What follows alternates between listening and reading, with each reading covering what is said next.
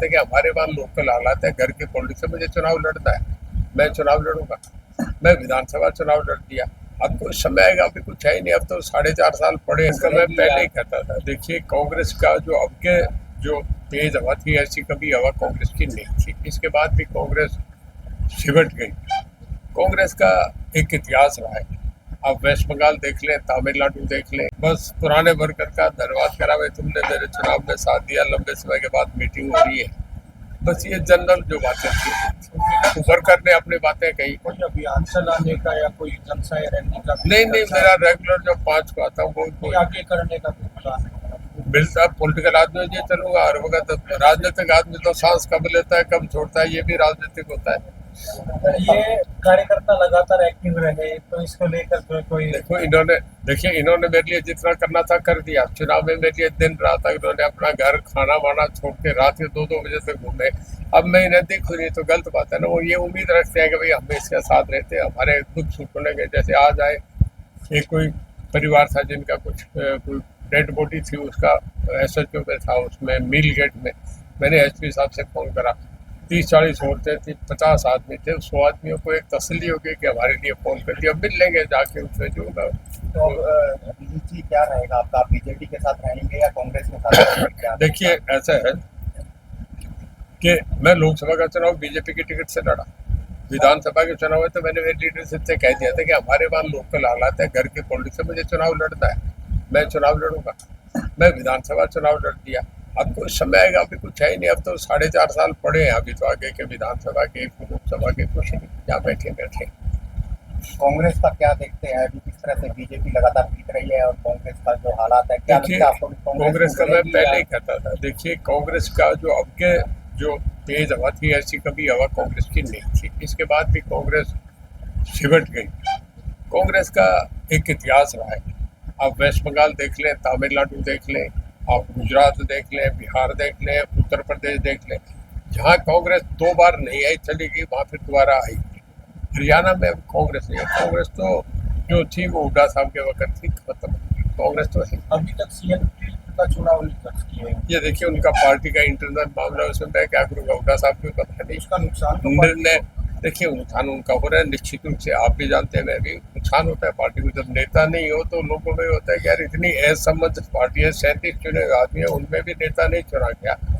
ये मैं समझता हूँ कि देखिए पॉलिटिकली नॉर्म्स में ये गलत है।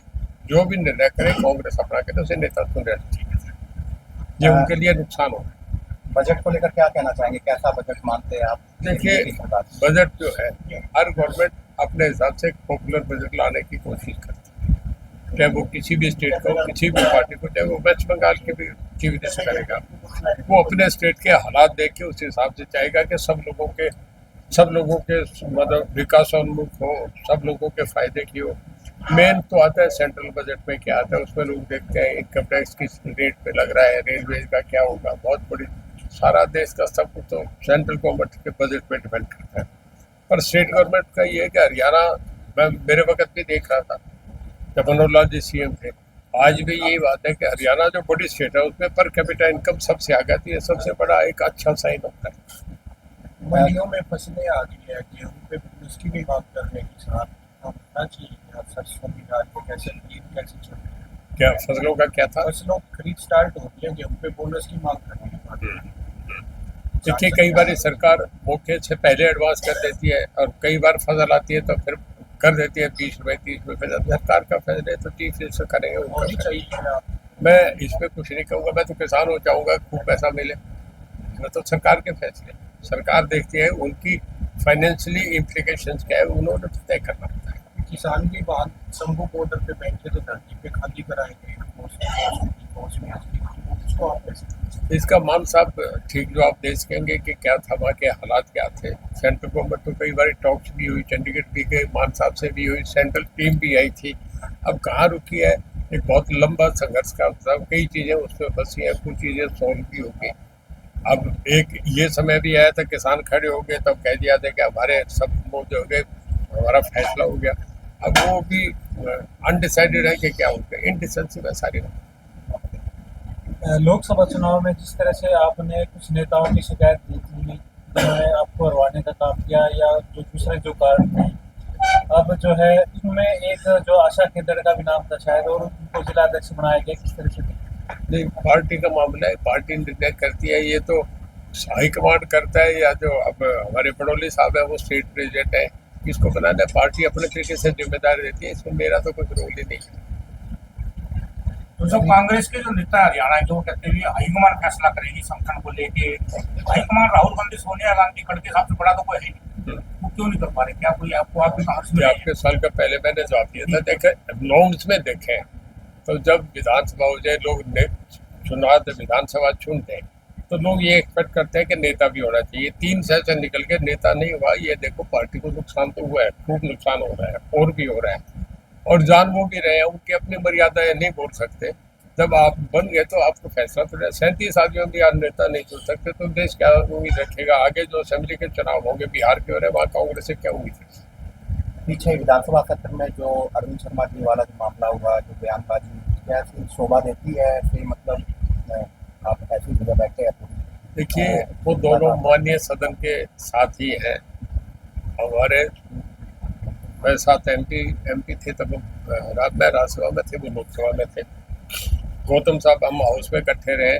दोनों समझदार आदमी है। कई बारी दोस्ती में भूल चूक भी हो जाती है, और उन्होंने रियलाइज कर दिया, वो ठीक हो गया। मेरे ख्याल में कुछ पे कोई कह दिया, पर्सनल मामला था, स्पीकर ने भी कहा इसे ऑन रिकॉर्ड नहीं रखेंगे, इसे एक्सपेंस कर दो।